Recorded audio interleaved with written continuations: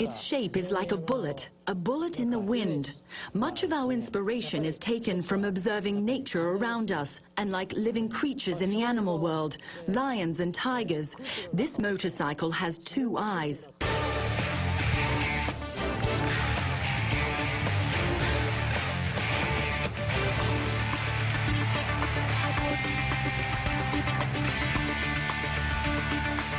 The R1 was introduced in 1998 as Yamaha's most powerful sport bike.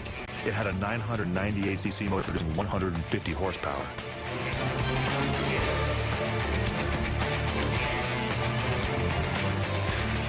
One year later, Yamaha revealed the R6, a 600cc middleweight version of its sport bike.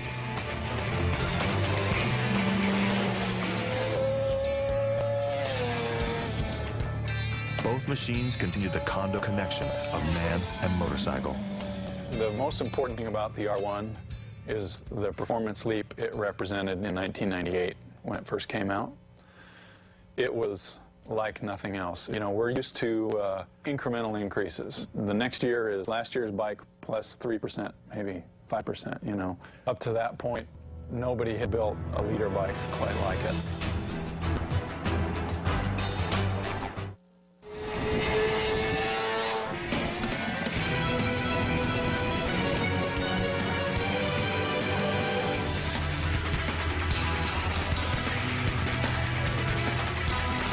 This is where the R1 and R6 are built. Yamaha's huge Iwata factory complex in Hamamatsu.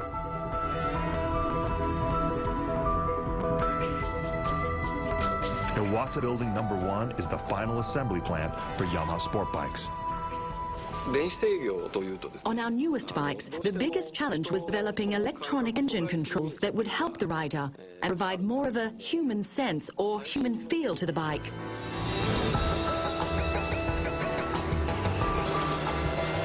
Inside the factory, that human feel of the engine is checked by a test rider on each new bike.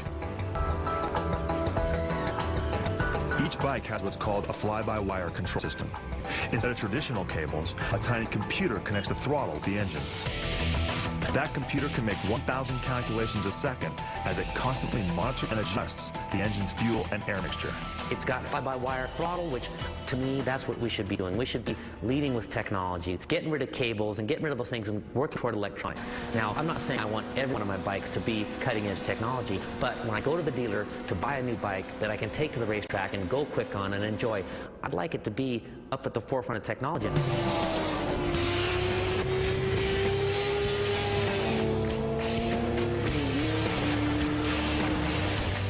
The 600cc motor in the R6 cranks out 130 horsepower. And the bike's fly-by-wire technology makes all that power available almost instantly. Immediate throttle response, big power. For a 600, you know, one of the most powerful 600s you can buy. Just as hard-edged as in anything that's ever been sold for street use.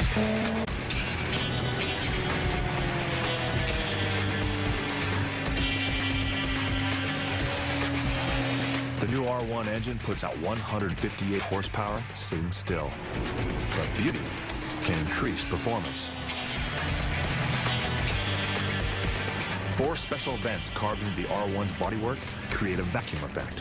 Cold air is pushed into the engine while hot air is drawn out of the exhaust. Special airflow adds as much as 30 horsepower when the R1 reaches top speed.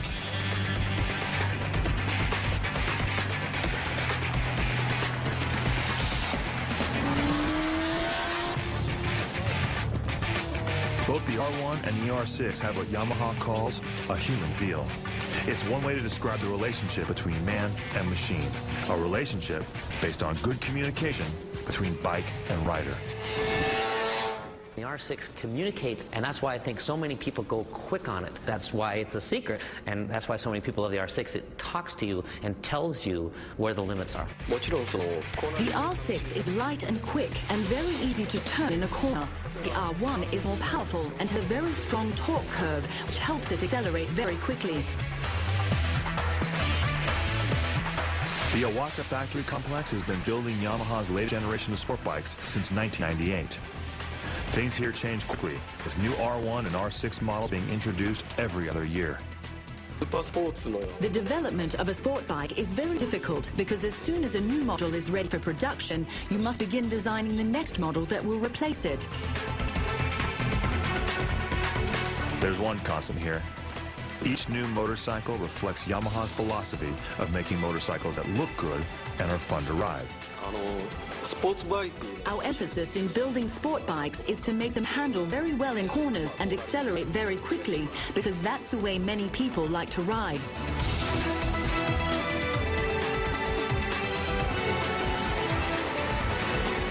But at Yamaha, even the engineers are focused on beauty. We put an emphasis on making sure riders enjoy the beauty of our motorcycles.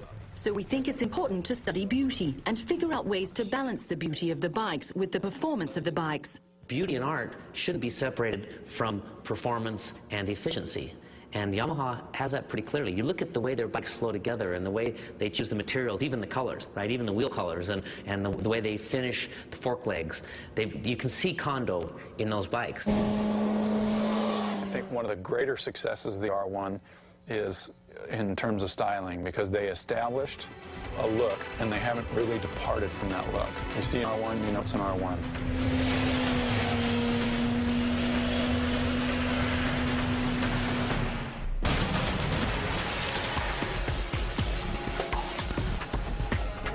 It takes a little more than an hour for a new R1 to complete its trip down the final assembly line inside building number 1 at the Iwata factory complex.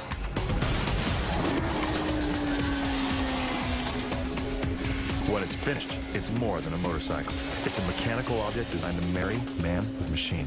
I'm 5'8", that Yamaha fits me perfectly. The R1, the way the bars come back, the way the fuel tank is made and sculpted, the way the seat and the foot pegs relate, it just fits me. Just my personal, I like it. And different people and different sizes and different mentalities fit different bikes. But isn't that a big part of the sport, is what fits you, what makes you feel right? It makes me feel like a Grand Prix racer when I ride it.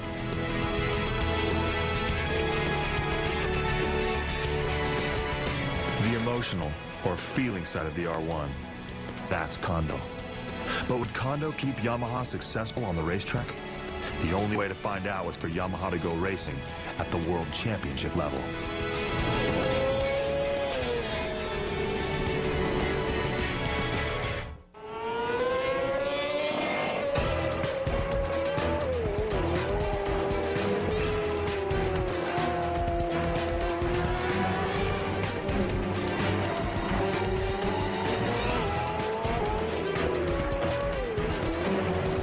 As the last Japanese company to get into the motorcycle business, Yamaha has always used racing as a way to catch up.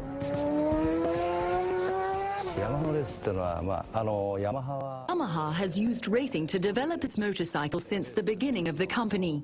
Racing is a real-world laboratory. We develop new technologies and our engineers learn from racing.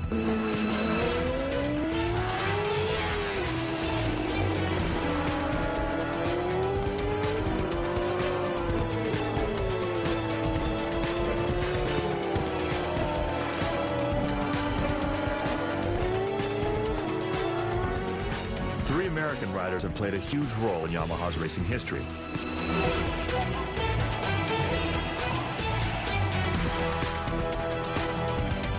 In 1978, Kenny Roberts became the first American to ever win a world championship.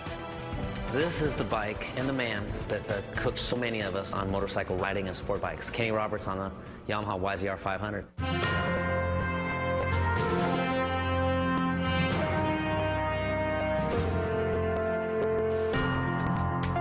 Roberts was not only a remarkable rider, he was a self-taught engineer. He helped Yamaha develop a new aluminum chassis and suspension system for his race bikes. He came up with the idea of using a smaller diameter tire on the front wheel compared to the back. It made the bike more stable at high speeds, but harder to slow down going into corners. Roberts didn't seem to mind the trade-off. Roberts was also one of the first riders anywhere that used his knee to balance a bike in a corner.